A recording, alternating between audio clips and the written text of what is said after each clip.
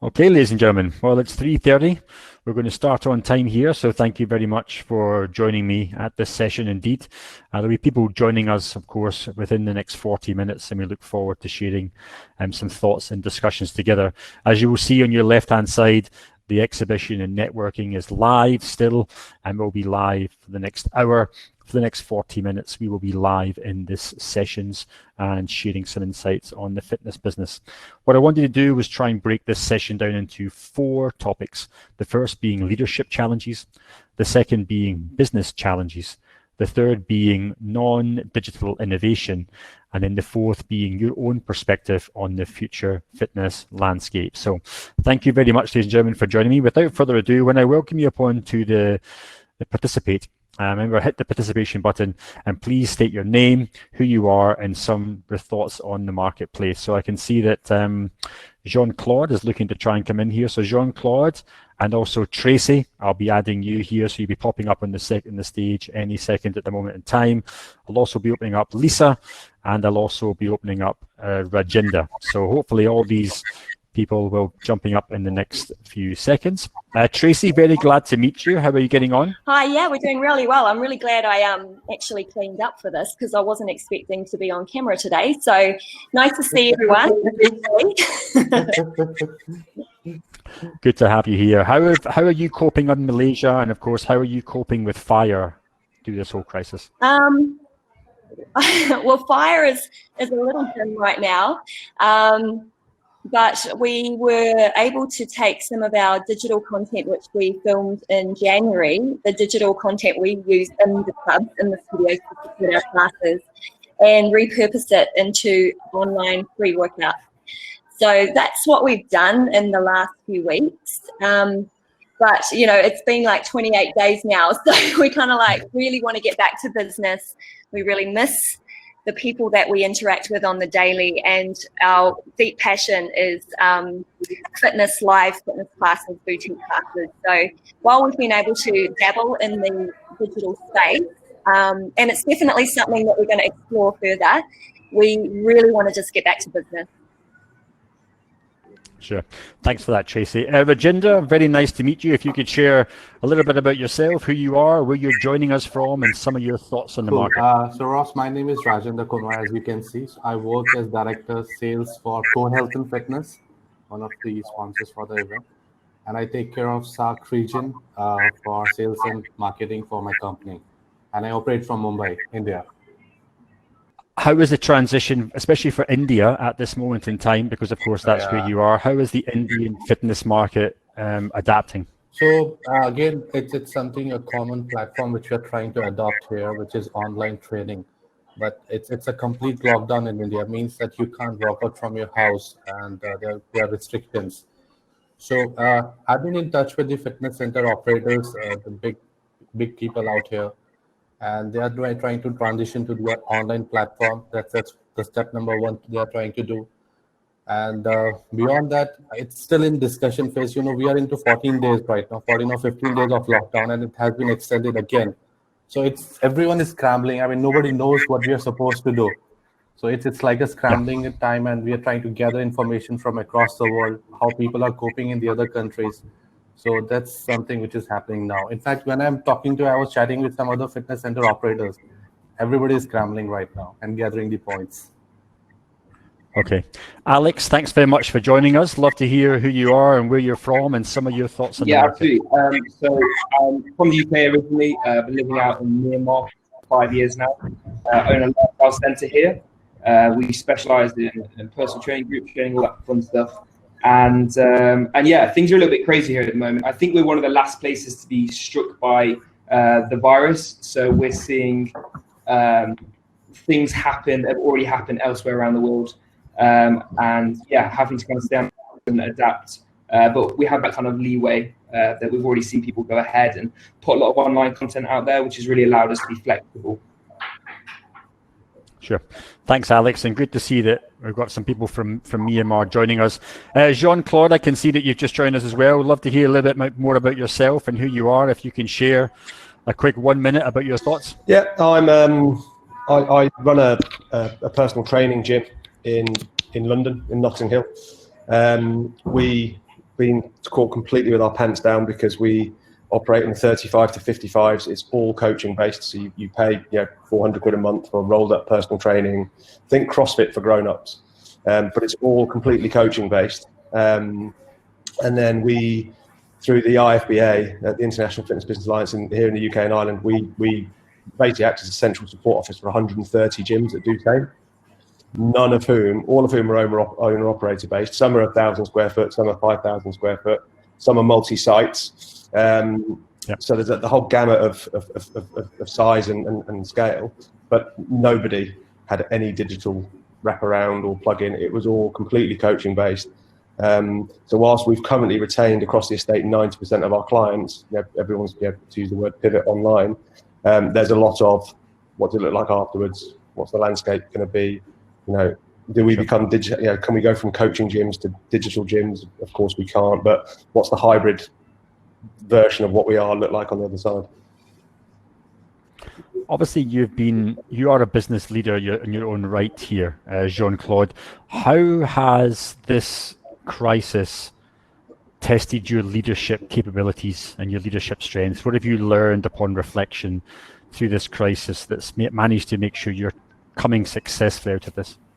From a personal level, it's been relentless. We've had a month of basically just crisis comms and PR centre for 130 clubs basically up and down the country. I think what it's done on we actually took the decision to close a week earlier because we had the heads up on the Monday that we were going to get closed on the Friday, because we just said, look, if we don't pause and breathe through this at some point in the beginning, we're going to make some daft decisions and everybody's going to follow suit and we're going to kill some businesses very quickly. So we gave ourselves a 5-day breathing window. We just held the ring and kind of just gave ourselves some space. I think across the estate, I think one of the things that's been really exposed is certainly the guys that the population that we work with, which are a significant part of the industry now. They used to be kind of just garage gyms, but now you're talking about £1 million fit outs and large turnovers and big teams, and who are having an impact on the industry. That people are looking at what we're doing and they're starting to adapt and adopt some of the things. I think there was a very one of the things that we to use our language, there was kind of leading self, leading others, leading business. And one of the things that was really clear about everybody is everybody's very good at leading business. They're not so good at leading teams and not so good at leading themselves. And I think if anything's been exposed, apart from the obvious digital weaknesses in the business, I think the leadership and communication as a collective has been pretty weak. Now we've done a pretty good job of leading that, I think, but it has been challenging. And I've had a previous life doing more a grown-up job, but it's been massively exposed. Okay. Alex, coming back to you at this moment in time, of course, you are a business leader. This is a tricky time, of course, for someone like Yangon, where perhaps the fitness community is not as established as perhaps some of the other market segments. How have you managed to, I suppose, engage your employees, engage your staff and your members about going through this crisis successfully? It's been a huge challenge. The industry here is very much up and coming. We like to feel that we're kind of at the forefront of really driving it forwards with what we're trying to offer, something more lifestyle based, something a little bit more whole, as opposed to just your average kind of walk in, walk out gym. We've just been at the point actually where we're about to launch this coming Monday, but obviously this situation is kind of really delayed that. We're not too sure how long that will delay us for. So leading the team, as Jean-Claude was saying, keeping communication strong with our current client base and our team has been absolutely crucial for us to keep that unity, to really help people feel like we're going to be there for them during these really difficult times, so that when things do get a lot easier, we can kind of really pull back together. Things are very, very challenging, and we're taking this opportunity, as opposed to releasing a lot of content online, as we just don't have the network yet to do that. That's what the launch was going to be for us. Really kind of take a step back and look at the business as a whole and say, okay, what can we do now to make things a lot smoother for when things do swing back around and we can operate as normal. Okay, let me just bring back in Tracy. You, of course, have been a founder of businesses as well, Tracy. How will this situation be affecting the leadership capabilities of leaders across Southeast Asia in particular?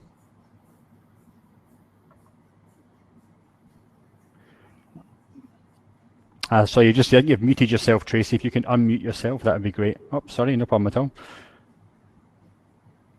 Sure. Is that okay? There we go. Perfect. Yes. So we are in the boutique sector here in Malaysia, and so if you are involved in boutique fitness, then you find that you have a really close connection to your team, because we're obviously just offering classes, so we're not a big size business. So our team is fairly small. So to be a leader of a smaller team, I think the challenges don't exist as much as if you have multiple businesses or you're across multiple countries. So I feel like in the boutique sector, I think the priority is to keep your team connected, like you guys have said that. I think the challenge is definitely when you are working across multiple countries or states, and trying to keep everybody in the loop, brilliant, keep them motivated, and keep them hopeful for the future. That would be the biggest challenge for leaders. Sure, thanks very much. Let me just get off at the moment in time. Okay, ladies and gentlemen, we're going to move on to the next topic, which is actually about business challenges. And of course, business challenges is a very difficult one where everyone is facing, from cash flow, future growth projections, investor concerns. Rajinder, let me just bring you in to talk about this from a supplier perspective, if you don't mind. What are some of the business challenges that you are facing as a supplier and a manufacturer? And obviously, you're in a holding pattern like many other businesses at the moment in time. What other challenges are you facing? For example, headcount and marketing for sales and resource. Anything you can share on this? Yeah, so Ross, I'm going to talk more about from my region perspective, which is Southeast Asia. I think the biggest challenges which we are going to face in near future is the port getting congested. So we have certain orders which were in pipeline coming to our part of the country, but then with the clearance getting stalled, manpower restrictions, which people are not actually planning, is that port are getting congested and there are no places to keep the consignments. So in near future, I'm seeing that challenge coming up. Beyond that, deliveries are a problem. I mean, we can't ship the equipment. That's where the equipment are stuck. So, I mean, if you ask me, it's a circulation issue. The gyms are closed, let's say for next 15 days, and there's going to be a social distancing once that opens up. So those are the challenges which are pushing the inauguration. Where I'm seeing a potential is the home gym segment, where people are going to buy more equipment in home gyms because of social distancing. That's the segment which I foresee going to take off. But in terms of commercial gyms, I think it's going to take some time for us to bring it to the new normal. Coming back on that, Rajinder, obviously people investing more into home fitness is a great thing, of course, for everyone's health and wellness. Is a silver lining of that potentially that with people investing more in home fitness, inevitably they will be more excited and enthusiastic about getting it back into commercial gyms, if not returning, but even for the first time? I mean, I do see that people are going to eventually come to the gym. It's just a stopgap arrangement because of social distancing. I mean, even if you want to go to the gym, there's going to be a new normal where not all the members going to go to the gym. So for the time being, they are going to look for home gyms. And with that, I think online classes, digital solutions going to take off. So that's what I foresee. If people can have classes, remote access, it's going to help. Thanks for that, Rajinder. Let me bring back in Jean-Claude. Jean-Claude, perhaps your thoughts on business challenges, again, perhaps on cash flow, human resource, operations, some of the kind of things that are keeping you awake at night. Is cash flow the number one thing that's keeping you awake at night? And if not, what is? Yeah, I mean, I think cash is the biggest thing for most people. Those of us who are cash rich at the moment are in a much stronger position than the rest, and are probably keeping better than those who are under the pump. The UK government has done some pretty solid interventions in terms of supporting jobs, grant in the space, some stuff around protecting people from landlord action. There's been some pretty robust interventions on that perspective, and my sense, certainly from our sector, subsector, the small independent training gyms, most of them are stabilised and are good for now. The challenge, I think, for people is not. I think it's when we reopen, once some of those blankets are taken away, and what will business look like on the other side? Will it be a V curve? Will it be a U curve?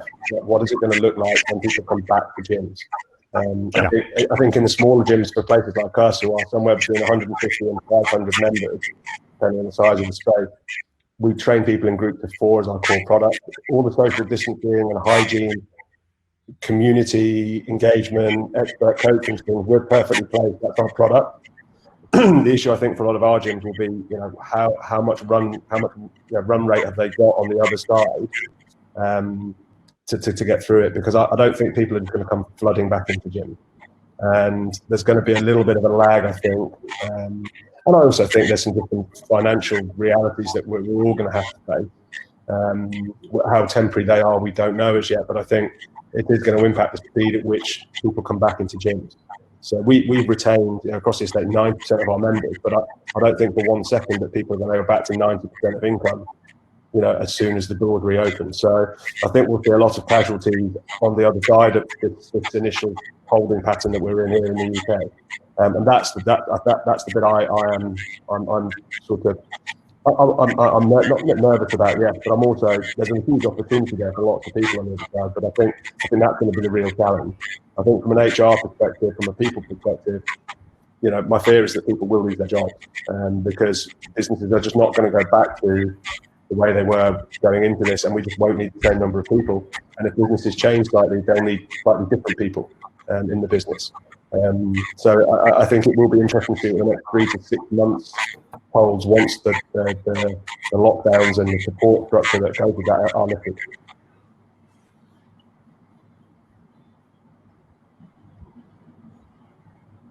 Ross, we can't hear you. Yeah, I think you need to hit unmute.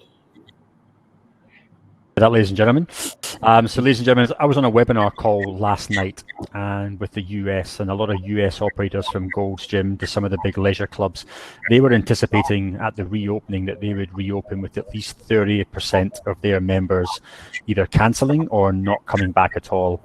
And then, of course, that was in addition to the numbers being potentially restricted in terms of a rephased opening. So I'm not too sure if anyone is predicting what kind of numbers they are anticipating coming back through the doors, but I mean 30% at the least is what we've been hearing across the board, and some people are much more skeptical, saying up to 50% of members will feel apprehensive, cautious or scared about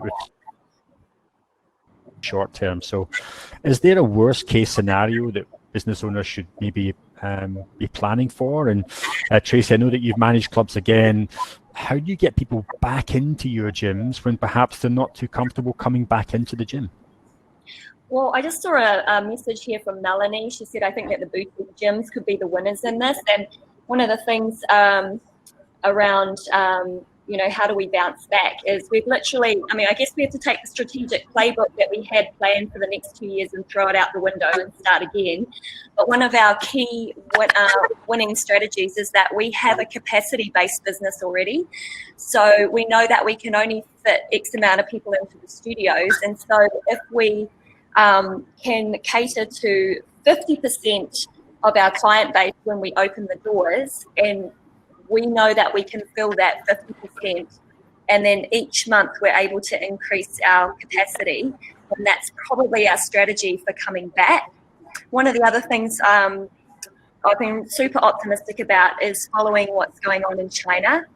And there's one of the members here on the chat, Matt Thraxton, has been very open and sharing exactly what's going on in China and how people are coming back into the gyms, and more than anything they want to get back to their regular routine in the studio with their instructor. So taking on that really positive feedback and then working through, what can we realistically do with our clubs? Can we get 50%, 60%, 70%? And so I think, with that's our new strategy, and hopefully we could be back in business by the end of the year at full capacity. But that's hopeful. That's our strategy, and it changes every day, as I'm sure some of you are realizing. Every time there's a new mandate, it's like, whoa, we're going to take plan C now. So yeah, it's a real challenge to stay light and nimble during this time. Thanks, Tracy. And I just obviously saw the point from Owen Boiling here. Owen, good to have you here. Yeah, look, it will come down to brand loyalty and customer engagement in the next few weeks. How are you actually still engaging your clientele? That is a real challenge for some of the gyms that perhaps are too focused on digital fitness. And although digital fitness is a phenomenal offering for some of your members to keep them close, it's of course not applicable to every single person. What about those other perhaps 50, 60+% of people that are not actively engaging in digital fitness? Are you losing what they are doing? Very interesting to see that coming in. Another comment here earlier on from Ganesh. Ganesh, thanks for bringing that in. How are Peloton doing? Look at their share price. Peloton are doing very, very well indeed, as they always would have been doing very, very well indeed. So look, great to have Peloton's stock price rising. It's a good indication of that market. And again, the share price of Peloton is really only stacked to US growth. So that's very interesting. Janie, I can see you've popped in the screen. We've got Janie joining us here from Philippines. Janie, love to see your thoughts. Say hi, some of the challenges that you've had. Hi, Ross. Good to see you guys. So it's been pretty challenging in the Philippines here as we have a strict lockdown, meaning that you can't go outside. The military is now circulating through the city, megaphone telling people to go home. It's gotten pretty challenging. But I just hopped in to comment on what you had asked about in your previous question about engaging members and whatnot. You know, so the clients that we cater to is not as social media savvy. Our classes are quite expensive, so we like a different type of people that are spending the time, you know, with kids and things like that. So I took on a pretty big project, and I'm not sure how valuable it is at the time, but I actually went and text messaged every single client and asked them, you know, what are they doing? What do they need? It was quite long project, hundreds and hundreds of messages. But like some people wrote back and they're like, we've been doing your workout. People said, yeah, we noticed that we just started offering live classes that you have to pay for. So we got some people purchasing packages, and some people just simply weren't interested, and of course that's not when they like pushed it on them. They just simply said, you know, some people had questions like, oh, I'm working during the day, and so gave them suggestions. They were like, oh, I have a bike, and they're not interested in doing the workouts that we're providing. So like I gave them a treadmill running program or something like that. Because, you know, as a lead instructor, it's easy for me to get that stuff really quickly. It was time consuming. There was a lot of work, but I got a lot of positive feedback from members just saying like it was really nice to reach out to me personally and ask how I'm doing. Ross, you need to hit unmute, please. Why would I do that? I know, why would you? Ross, unmute, please. Can't hear you, Ross. To hear you, my friend. Thanks very much for joining us in Australia. I'm very glad that you can be here and love to hear a little bit more about what's happening in Australia and, of course, some of your own initiatives at the moment in this crisis. Yeah, look, it's really interesting. I mean, I'm in contact with people both domestically, you know, a lot of our customer base is over here, but also in the US and the UK with our distributors, etc. And you know, there's a lot of commonalities, but there's also some differences, and some of it is down to how much lockdown people have gone into, even down to the fact, what is the policy of the direct debit companies? So in Australia, I mean, I don't know if you discussed this, but some of the direct debit companies just shut off all debits without telling any of the gyms that were their customers. And these gyms didn't necessarily say, we want to shut off all debits. We want to go to members with 3 or 4 options. So that's been a really interesting thing. But what we're seeing now is, and you know, we're in touch with some of the biggest players, both in Australia and overseas, people like Orange Theory Fitness, FLG, etc. And a lot of these guys have, if they were really into technology already, they were able to pivot, again, that word, but they were able to pivot quite quickly and almost accelerate, like Emma said, that use of technology.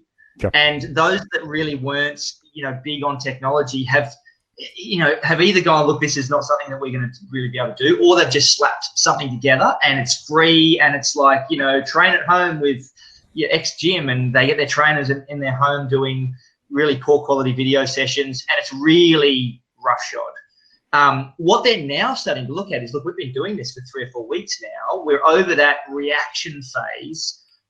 What happens over the next 3 months? What happens if we're not opening business as usual for another 3, 4, 5 months? Even if we do open this slow integration, do we need to look at changing our business model? And what do we do to engage our members in this short-term period? And what we're seeing is that the progressive companies are looking at left of center options. So one example of that would be all of these body weight workouts. For someone that's used to coming to the gym and lifting weights and really working at that level, doing the squats and jumps and HIIT training just body weight in your living room, it only goes so far before you start to really miss that higher intensity strength-based experience. Yeah. Now, all of the dumbbells in the world have basically sold out, so that's an indication of the demand for that type of training. What these gyms are doing is they're exploring, can we still connect our member with us through the at-home experience when it comes to equipment? And how does that apply not just now, but also when we reopen? So I can tell you, I can't tell you the brands, but I can tell you some of these big brands have already decided that when they reopen, it won't be you just have a physical studio membership or a gym membership. It's going to be you have a gym membership, you have an at-home membership of some sort, and you have a combination of the two. Now, when it comes to at-home, there's going to be equipment. So the gyms are going to actually provide their members, and it'll probably be packaged into a membership deal.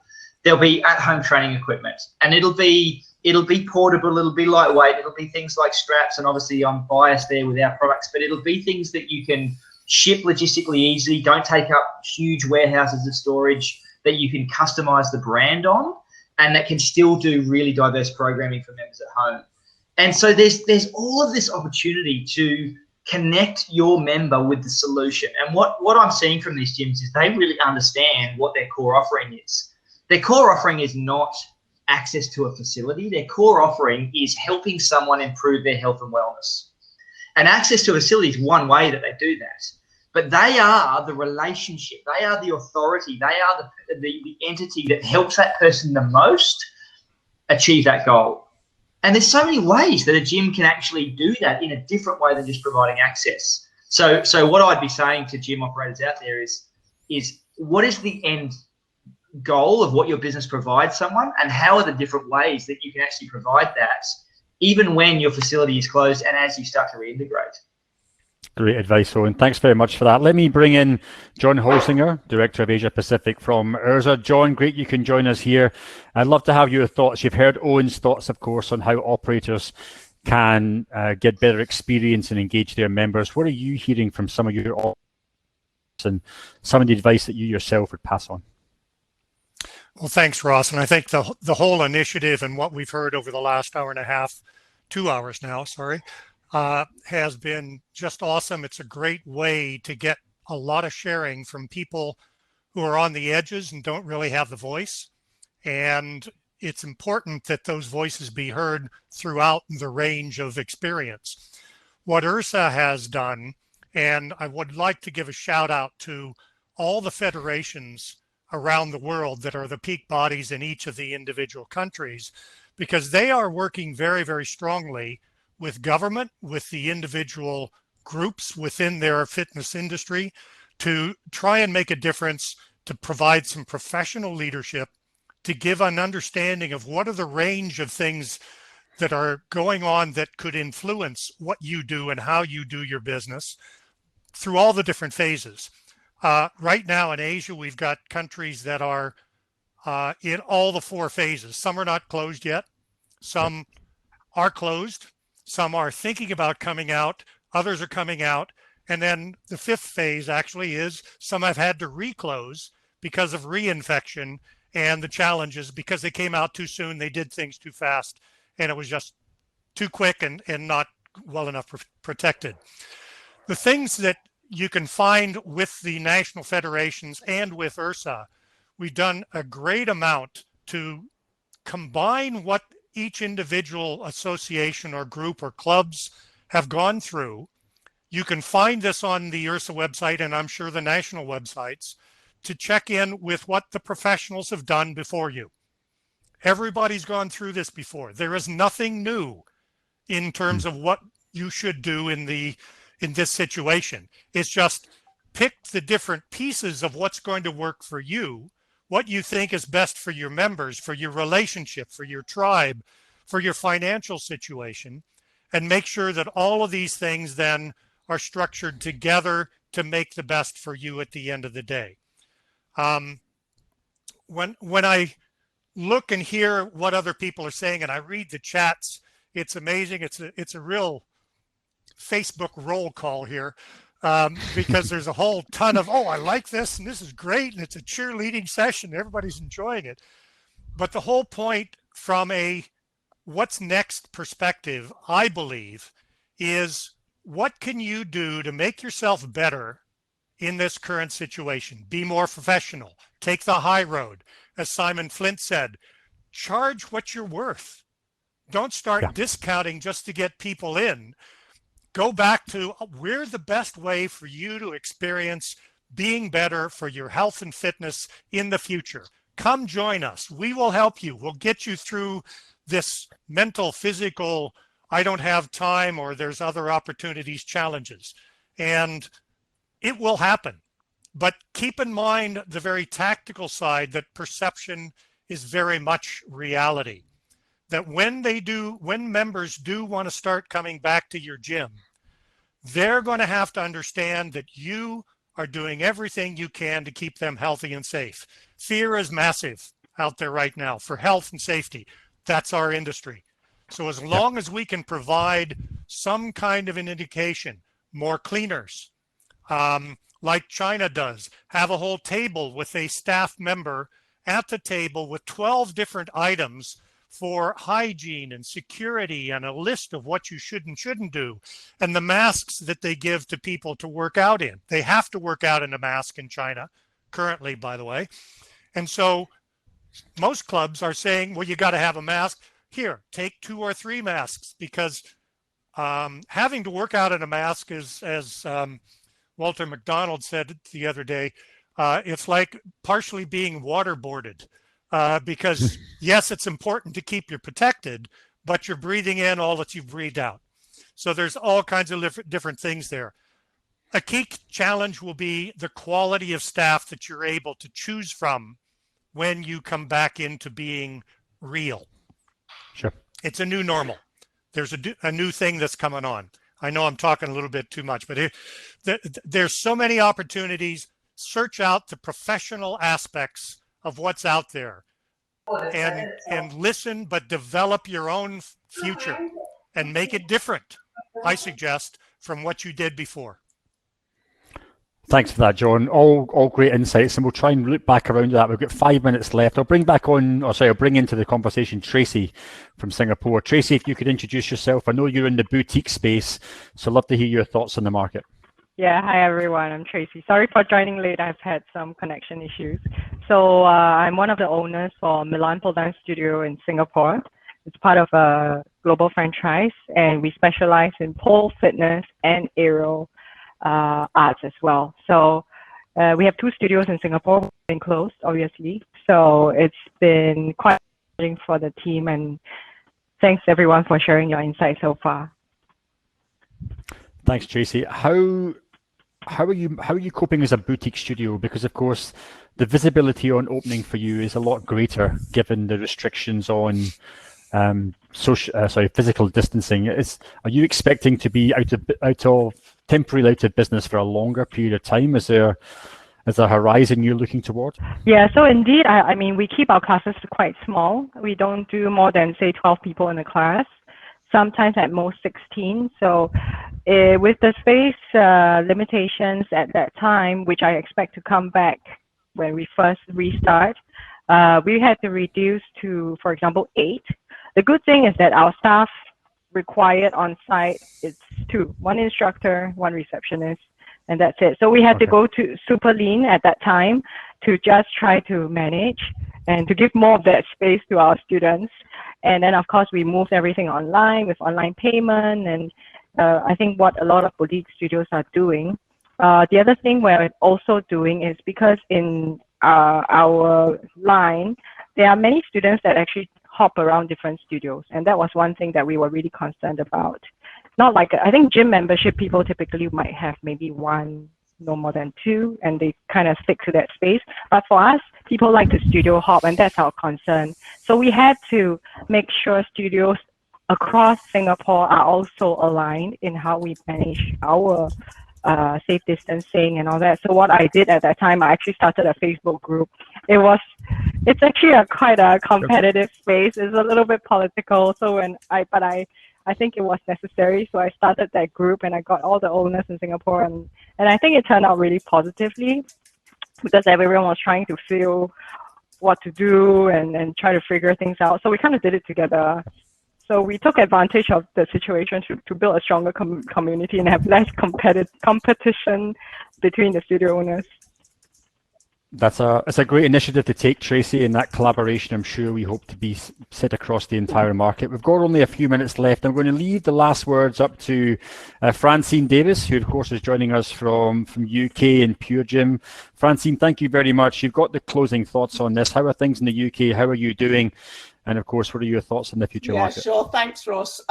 So we have 500 gyms across the UK and Europe, Denmark and Switzerland, 1.6 million members, a business that took 10 years to build up and 10 hours to close down.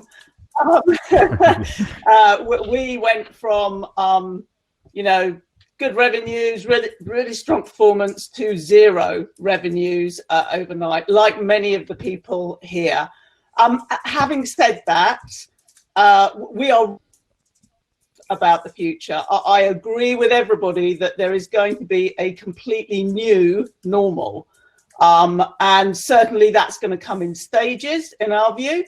Better cleaning, higher standards, adapting the gym for social distancing, keeping our members safe and keeping our colleagues safe as stage one. We as well have tried to pivot into digital, and we see the new normal. Digital will play a strong part in that, but people coming to the gym and having that physical activity is something that will continue to exist and will continue to grow strongly, we believe. We certainly see our members saying to us, we just want you to open. We want to come back to sort of that physical space that gives us mental well-being, as well as sort of a healthy, purposeful lifestyle. So look, I think we know there's a new normal. We know that many of the big players are now planning for slightly different and reassessing their strategies for the future. But certainly those of us that went in this financially strong will come out of it okay. It's our job to support, others in the industry where we can, and to try and make something positive out of this in terms of looking to the future. Thanks, Francine. Look, great messaging to end on. Positivity, optimism.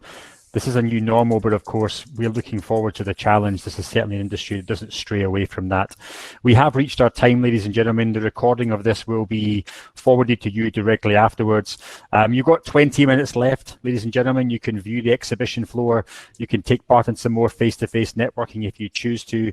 We'll release dates of the next events in the coming couple of days and make sure you're in your calendar. There'll be more speakers to choose from, more content and more networking. So I'd like to thank in this particular moment Owen for staying online, John for staying on, Tracy, everyone else for staying there part, ladies and gentlemen. Thank you very much to Francine for your closing thoughts. We'll leave you, ladies and gentlemen. We'll see you in a networking session and enjoy the rest of the 20 minutes that's here. And we wish you and yours every best wish and best of health in the coming weeks. Let's look forward to a new norm, but a great new norm. Thank you very much, ladies and gentlemen. Have a great day.